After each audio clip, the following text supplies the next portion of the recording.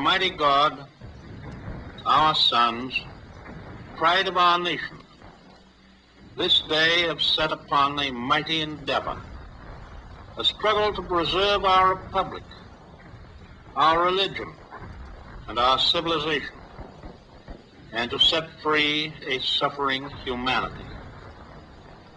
In 1939, the greatest conflict in the 20th century began, World War II.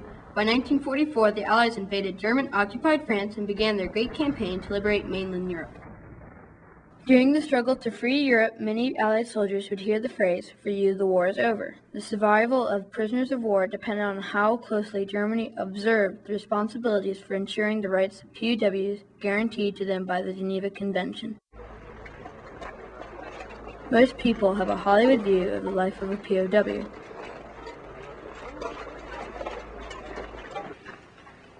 How many are you taking on? 250. 250? Yeah. You're crazy. You ought to be locked up. You too. 250 guys just walking down the road just like that. For You, the War is Over will present the real story of the life of a POW in a German stalag. On July 27, 1929, over 40 countries gathered in Geneva, Switzerland to sign the Geneva Convention, which consisted of 97 articles that stated how POWs should be treated. This was the third time countries had met to discuss the rights of POWs and the responsibilities and obligations of their captors. The Geneva Convention protects the rights of POWs from the time they are captured until they are repatriated. A prisoner of war is a soldier from a military unit who is captured while wearing at least part of the uniform in order to be distinguishable from a spy. Spies do not have rights under the Geneva Convention. The convention put the International Red Cross in charge of POW affairs. World War II POWs look forward to receiving Red Cross packages.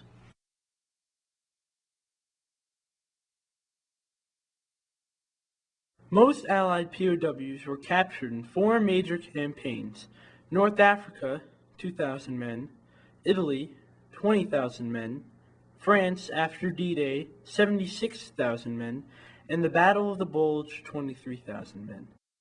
Airmen who flew bombers over Germany faced the possibility of capture on every mission.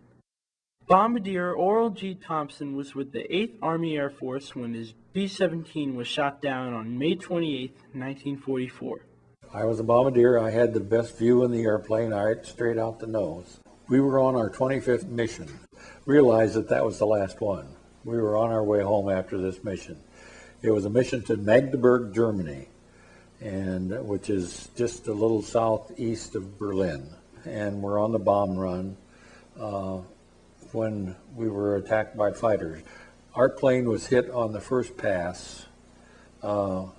We actually lost 2 engines, and by lost I mean shot off the airplane. The 2 inboard engines, and the nose turret was also shot off. That means that I was looking straight down at the ground, 20-odd thousand feet below. But we did jump within range of Berlin, that far in. So our chance of walking out from that area was pretty slim.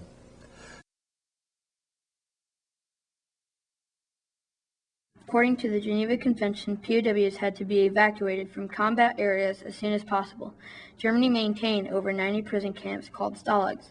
Stalag Luft camps were designated especially for captured airmen. Stalag camps were located in remote forest mountains and other isolated areas. Few were in warm climates and most had harsh winters. Living conditions were not the same at each camp. Camps for officers were better organized. Second Lieutenant Thompson was taken to Stalag Luft 3 in Sagan. Well, my family knew that I'd been killed, and I was on the post office sign on the outside as killed in action for a long time, and then finally the Red Cross got word through that I had been captured instead.